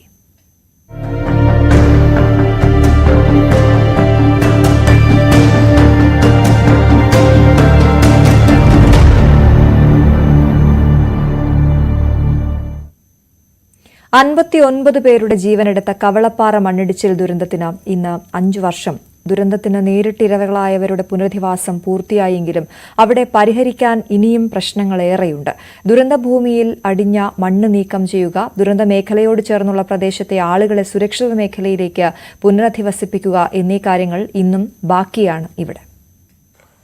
2019 ഓഗസ്റ്റ് 8 രാത്രി 8 മണിക്കാണ് മുത്തപ്പൻമല ഇടിഞ്ഞിറങ്ങി ഒരു മേഖലയെ ഒന്നാകെ വിഴുങ്ങിയത്. നാടിനെ മൊത്തം പ്രളയം വിഴുങ്ങിയ കാലമായിരുന്നു. ഈ ഒരു മഹാദുരന്തത്തെക്കുറിച്ച് പുറം ലോകം പോലും അറിഞ്ഞില്ല. ടെലിഫോൺ ലൈനുകൾ എല്ലാം ഇല്ലാത്ത അവസ്ഥ, വൈദ്യുതി ബന്ധം മുഴുവൻ വിച്ഛേദിക്കപ്പെട്ടിരുന്നു. ഇവിടേക്കുള്ള പാലത്തിൽ മരത്തടികൾ നിറഞ്ഞ് ആർക്കും കടന്നു വരാൻ കഴിയാത്ത സാഹചര്യമായിരുന്നു. പിറ്റേ ദിവസമാണ് പുറം ലോകം ഇക്കാര്യം അറിഞ്ഞത്. പിന്നീട് അങ്ങോട്ട് രക്ഷാപ്രവർത്തനത്തിൻ്റെ നാളുകളായിരുന്നു. ഏറെ പ്രതിസന്ധികൾ നേരിട്ടാണ് ഈ രക്ഷാപ്രവർത്തനം മുന്നോട്ടു പോയത്. നാട് അതുവരെ കാണാത്ത രീതിയിലുള്ള രക്ഷാപ്രവർത്തനം. കേരളത്തിൻ്റെ വിവിധ ഭാഗങ്ങളിൽ നിന്നും രക്ഷാപ്രവർത്തനത്തിനായി വലിയ മണ്ണുമാന്തി യന്ത്രങ്ങളെത്തി, സംവിധാനങ്ങളെത്തി, സൈന്യവും NDRFും വന്നു. 18 ദിവസത്തോളം നീണ്ടുനിന്നു ആ തെരച്ചിൽ. ആകെ 59 പേരാണ് ദുരന്തത്തിൽ ഇല്ലാതെയായത്. അതിൽ മൃതശരീരം അല്ലെങ്കിൽ ശരീരാവശിഷ്ടങ്ങൾ കണ്ടെത്തിയത് 48 പേരുടെ മാത്രം. ഈ രക്ഷാദൗത്യം തെരച്ചിലും വലിയ പ്രതിസന്ധികളാണ് നേരിട്ടത്. പക്ഷേ അവിടെയെല്ലാം തന്നെ തുണയായത് ഈ പ്രദേശത്തെക്കുറിച്ച് നല്ല ബോധ്യമുള്ള, ഈ പ്രദേശത്തെ വീടുകളെക്കുറിച്ചെല്ലാം കൃത്യമായി അറിയുന്ന ഇവിടുത്തുകാർ തന്നെയായിരുന്നു. അവർ രക്ഷാദൗത്യത്തിനെത്തിയവർക്ക് കൃത്യമായ നിർദ്ദേശങ്ങൾ നൽകി, പറഞ്ഞുകൊടുത്തു, കാണിച്ചു കൊടുത്തു. അങ്ങനെയാണ് 48 പേരുടെ മൃതദേഹങ്ങളെങ്കിലും കണ്ടെത്താനായത്. 11 പേർ ഈ മണ്ണിനടിയിൽ എവിടെയോ ഇപ്പോഴുമുണ്ട്. നിന്നോടത്തുനിന്ന് പെരകൾ മാറിപ്പോയിട്ടുണ്ട്, ആൾക്കാർ വേറെ സ്ഥലങ്ങളിലേക്ക് ഒഴുകി നീങ്ങിയിട്ടുണ്ട്. ഇതെല്ലാം നമുക്ക് മനസ്സിലാക്കേണ്ടിണ്ടായിരുന്നു. അപ്പോൾ ഞങ്ങൾ ഉദ്ദേശിച്ചത്, ഞങ്ങൾക്ക് ഈ ഭൂമികാട്ടിനെ ശരിക്കും അറിയായിരുന്നു. അപ്പം മണ്ണൊഴുകി വന്ന ഡയറക്ഷൻ നോക്കിയിട്ട് ഞങ്ങൾ എന്ത് ചെയ്തു, ആ ഒഴുകി നീങ്ങിയത് പോലെ തന്നെ ഞങ്ങൾ അന്വേഷിച്ചിരുന്നു. അങ്ങനെ ആയതുകൊണ്ടാണ് ഞങ്ങൾക്ക് ബാക്കി 11 ബോഡിയും എവിടെയാണ് ഡെപ്പോസിറ്റ് ആയേക്കുന്നത് അറിയാം. പക്ഷെ നമുക്ക് എടുക്കാൻ നിവൃത്തിയില്ലാത്തതുകൊണ്ടാണ്, അത് മണ്ണിൻ്റെ അത്രയും ഡെപ്തായിട്ട് നമുക്ക് വണ്ടി ഇറങ്ങി അവിടെ നിന്ന് എടുക്കാൻ സാഹചര്യം ഇല്ലാത്തതുകൊണ്ടാണ് നമുക്ക് എടുക്കാൻ പറ്റാണ്ടിരുന്നത്.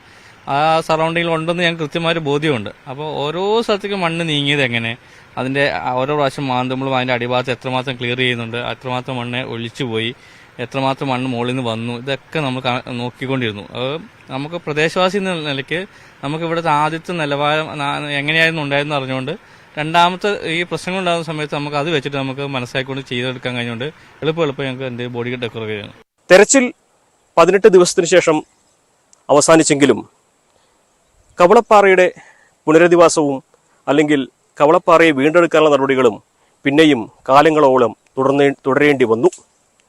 ഇപ്പോൾ ഇക്കാണുന്ന മൺകൂനകളാണ് കവളപ്പാറ. ഇതിനടിയിൽ കൃഷിസ്ഥലങ്ങളുണ്ടായിരുന്നു, റബ്ബർ എസ്റ്റേറ്റുകളുണ്ടായിരുന്നു, പലരുടെയും ഉപജീവന മാർഗങ്ങൾ പലതുമുണ്ടായിരുന്നു. ആ ദുരന്തത്തിന് ശേഷം ഈ മേഖല ഇപ്പോൾ ഇത്തരത്തിലാണുള്ളത്. ഈ മണ്ണ് നീക്കി ഇവിടെ കൃഷി ചെയ്യാനുള്ള സാഹചര്യം ഒരുക്കണമെന്ന ആവശ്യം സർക്കാർ ഇപ്പോഴും കേട്ട മട്ടിലല്ല. കോടതി ഇടപെടൽ വരെ ഉണ്ടായിട്ടും ഇക്കാര്യത്തിൽ അനങ്ങാപ്പാറ നയം തുടരുകയാണ്. ഒരുപക്ഷെ നിയമപരമായ തടസ്സങ്ങളും മറ്റും അതിലുണ്ടായേക്കാം. എന്നിരുന്നാലും ഈ നാട്ടുകാർ ആവശ്യപ്പെടുന്ന പ്രധാനപ്പെട്ട ഒരു കാര്യം ഈ ഒരു മേഖലയെ കൃഷി ചെയ്യാൻ അനുയോജ്യമാക്കി തരണം എന്നുള്ളതാണ്. അതിനുവേണ്ടി അവർ മുട്ടാത്ത വാതിലുകളില്ല, നടത്താത്ത പ്രതിഷേധങ്ങളും സമരങ്ങളുമില്ല. ഈ ഭൂമി കൃഷിയോഗ്യമാക്കി തരികയോ അല്ലെങ്കിൽ ഭൂമി സർക്കാർ ഏറ്റെടുത്തുകൊണ്ട് കർഷകരെ പരിഗണിക്കുകയോ ചെയ്യണം എന്ന് പറഞ്ഞിരുന്നു. ഭൂമി സർക്കാർ ഏറ്റെടുക്കുന്നതിന് ഞങ്ങൾക്ക് വെക്കാനുള്ള ഒരു നിർദ്ദേശം ഉണ്ടായിരുന്നു. നമ്മുടെ പോത്തുകല്ലിൽ കൂടി പോകുന്ന മലയോര പാത വയനാട്ടിലേക്ക് എത്തും. ആ വയനാട്ടിലേക്കുള്ള മലയോര പാത ശരിയാവണമെങ്കിൽ വയനാട്ടിലേക്ക് എത്തണമെങ്കിൽ 30 കിലോമീറ്ററോളം ദൂരം അത്രയും സ്ഥലത്ത് കാട് വെട്ടണം. അപ്പൊ കാട് വെട്ടുന്നതിന് ഫോറസ്റ്റിന് ഈ ഭൂമി ഏറ്റെടുത്തുകൊണ്ട് ഫോറസ്റ്റിന് വനം വെച്ച് പിടിപ്പിച്ചുകൊണ്ട് കൊടുക്കാമെന്നൊരു നിർദ്ദേശം ഞങ്ങൾ വെച്ചിരുന്നു. പകരം ഭൂമിയായിട്ട് അത് വെക്കാം എന്ന് ഞങ്ങൾ നിർദ്ദേശിച്ചിരുന്നു. അത് പ്രായോഗികമാണ് എന്ന് മുഖ്യമന്ത്രിയുടെ PA സമ്മതിക്കുകയും ചെയ്തിരുന്നു. 4 വർഷം വേണ്ടി വന്നു കവളപ്പാറ ഇരകളുടെ പുനരധിവാസം പൂർത്തിയാക്കാൻ. 128 വീടുകളാണ് കവളപ്പാറയിലെ ദുരന്തത്തിനിരയായവർക്ക് വേണ്ടി മാത്രം നിർമ്മിച്ചത്. അതും കവളപ്പാറയ്ക്ക് തൊട്ടടുത്തുള്ള പ്രദേശങ്ങളിലാണ്. സർക്കാരിൻ്റെയും സന്നദ്ധ സംഘടനകളുടെയും ഒരുമിച്ചുള്ള നീക്കമാണ് ഈ പുനരധിവാസം സാധ്യമാക്കിയത്. അതിൽ തന്നെ ഇവിടുത്തുകാരായിരുന്ന ആദിവാസി വിഭാഗക്കാരുടെ പുനരധിവാസമാണ് ഏറ്റവും അവസാനം നടന്നത്.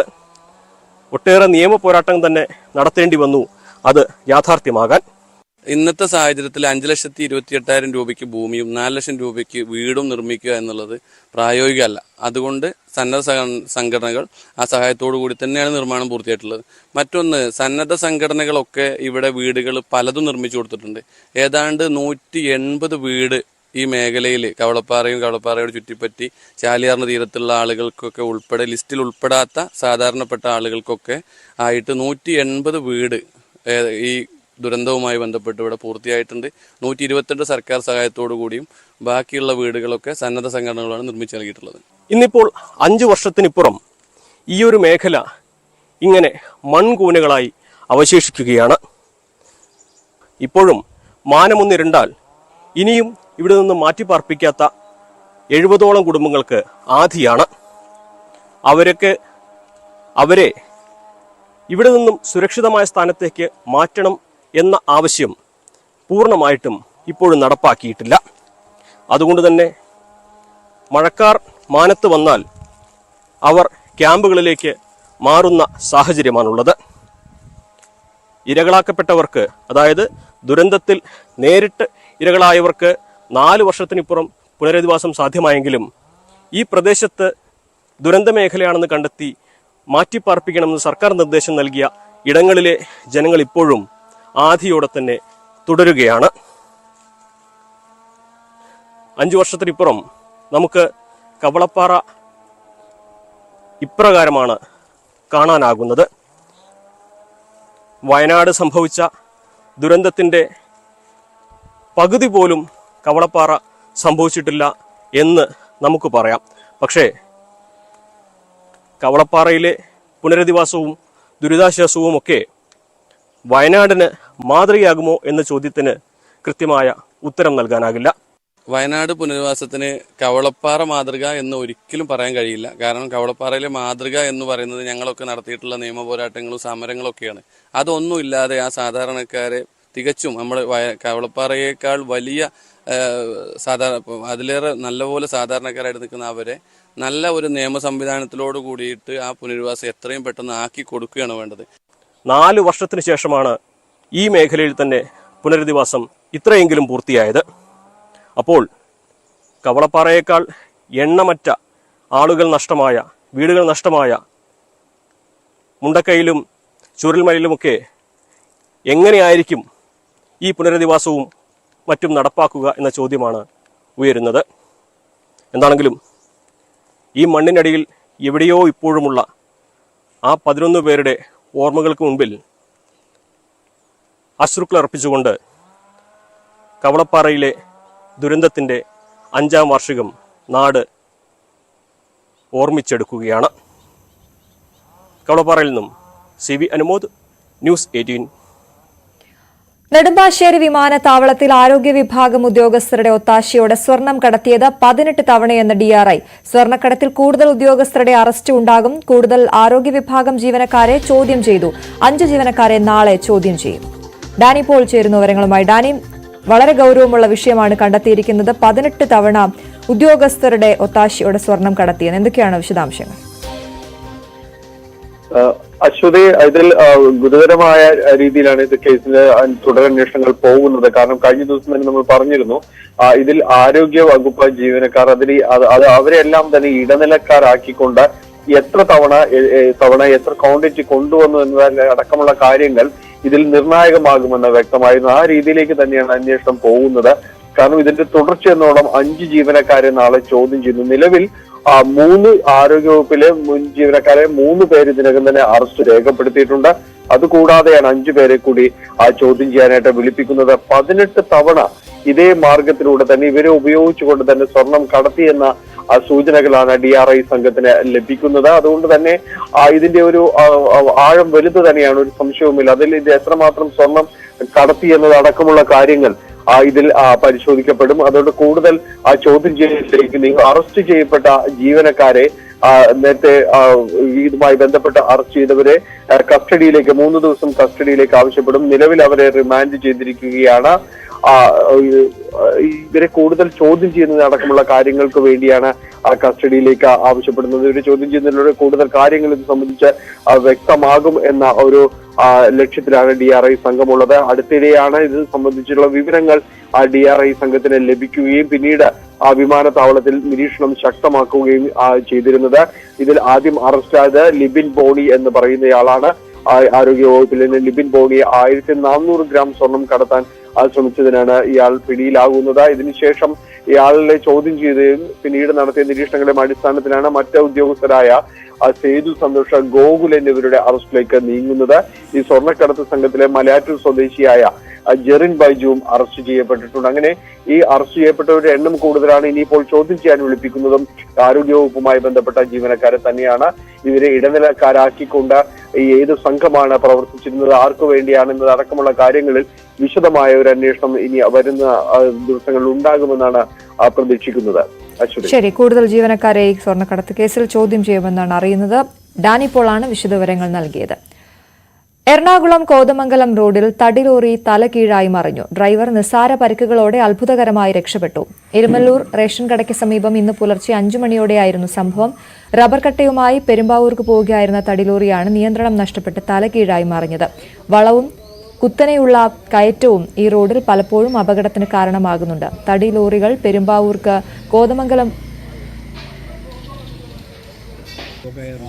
കോതമംഗലം പോലീസ് രാവിലെ തന്നെ സ്ഥലത്തെത്തി ലോറിയും തടിയും നീക്കം ചെയ്ത് ഗതാഗതം പുനഃസ്ഥാപിക്കാനുള്ള നടപടികൾ ആരംഭിച്ചു.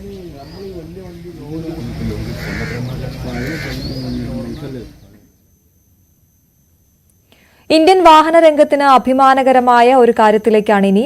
വിവിധ ഓൺലൈൻ പ്ലാറ്റ്ഫോമുകളിലായി 5 കോടിയിലേറെ സബ്സ്ക്രൈബർമാരുള്ള ലോകത്തെ ഏറ്റവും പ്രമുഖ auto reviewer Supercar Blondie എന്ന അലക്സ് ഹെർഷി ഇതാദ്യമായി ഒരു ഇന്ത്യൻ ബ്രാൻഡിനെ വിലയിരുത്തിയിരിക്കുകയാണ്.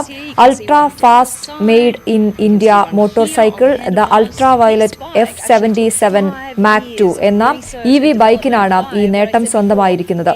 ഒരു എയർ സ്ട്രിപ്പിൽ ജെറ്റിനെ പോലെ കുതിക്കുന്ന ഈ ബൈക്കിന്റെ കാഴ്ച ഓരോ ഇന്ത്യക്കാരനായ വാഹനപ്രേമിക്കും അഭിമാനം നൽകുന്നതാണ്.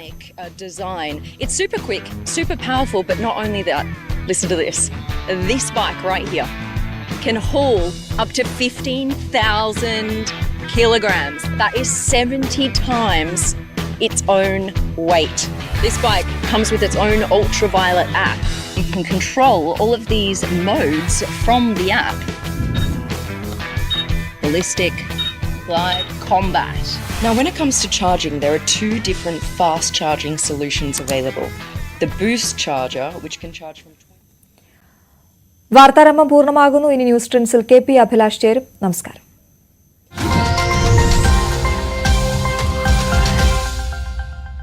ബജ്രംഗ് പൂനിയ വിനേഷിന്റെ ബന്ധുവാണ്.